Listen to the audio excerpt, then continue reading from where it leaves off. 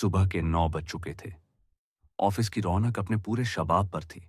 हर कोई अपने काम में डूबा था, लेकिन एक व्यक्ति था जो हर दिन किसी खास की ओर मुस्कुराना नहीं भूलता था।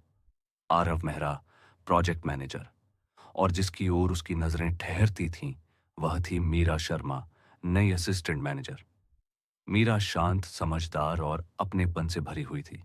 दोनों की मुलाकात बस एक टीम रिव्यू मीटिंग में हुई थी, पर उसी दिन कुछ अनकहा शुरू हो गया था। एक दिन बारिश हो रही थी। मीरा का सिस्टम फ्रीज हो गया था। उसने मेल किया, could you please help me with this issue. Aarav हंसते हुए आया, सिस्टम तो ठीक कर दूंगा, पर उसके बाद कॉफी ट्रीट मेरी तरफ से। मीरा मुस्कुराई, डील। दोनों पैंट्री में पहुंचे। कॉफी की खुशबू, बारिश की बूंदें और दिलों में हल्की हलचल। मीरा ने बताया कि वो इस शहर में नहीं है। आरव बोला, 5 साल हो गए, पर कभी कभी ये शहर अब भी अजनबी लगता है। उस दिन एक नई दोस्ती की शुरुआत हुई। धीरे धीरे मीरा और आरव अक्सर साथ दिखने लगे।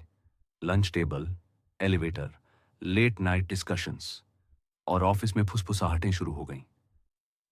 कुछ चल रहा है क्या दोनों के बीच? पर आरव और मीरा जानते थे, उनके बीच की बॉन्डिंग कुछ अलग थी। न कोई इरादा, न कोई लालसा, बस एक सुकून, एक समझ। लेकिन दोनों के दिलों में एक डर भी था। लाइन क्रॉस नहीं करनी है, क्योंकि आरव शादीशुदा था। उसकी पत्नी सिया एक टीचर थी। रिश्ता थोड़ा दूर जरूर हो गया था, पर टूटा नहीं था। एक बड़ा प्रोजेक्ट था, डेडलाइन करीब थी। रात के 9 बज चुके थे। ऑफिस में अब सिर्फ 2 लोग बचे थे, आरव और मीरा। मीरा बोली, कभी कभी लगता है जिंदगी बस एक्सेल शीट्स और मेल्स तक रह गई है। आरव मुस्कुराया, और फीलिंग्स ड्राफ्ट्स में सेव रहती हैं, सेंड कभी नहीं होती। दोनों एक दूसरे की आंखों में देखने लगे। वो पल बहुत खामोश था, बहुत गहरा। पर अगले ही पल आरव ने कहा, मीरा, हमें बाउंड्रीज याद रखनी होंगी। मीरा ने धीरे से कहा, मुझे पता है आरव। और फिर दोनों अपने अपने काम में लौट गए।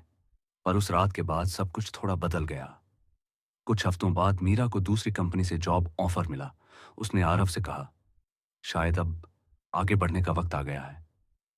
आरव चुप रहा, फिर बोला, शायद यही सही होगा। कुछ रिश्ते अगर ज्यादा बढ़ जाएं तो बहुत कुछ तोड़ देते हैं। मीरा की आंखों में हल्की नमी थी। मैंने कुछ चाहा नहीं, बस ये चाहा कि हम एक दूसरे को समझें, आरव ने कहा। और हमने समझा भी, जितना जरूरी था उतना। उसके आखिरी दिन आरव ने उसे एक छोटी सी नोटबुक दी। उसमें एक कार्ड था। हर कहानी का एक अंत होता है, पर कुछ कहानियां अंत में भी अधूरी रह जाती हैं।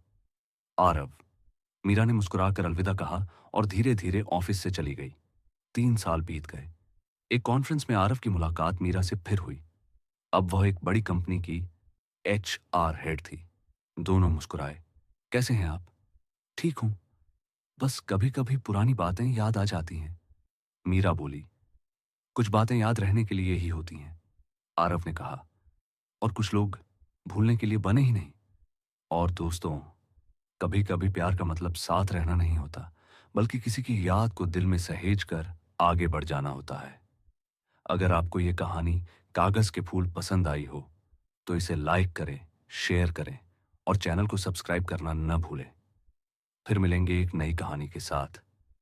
तब तक के लिए जय श्री राम।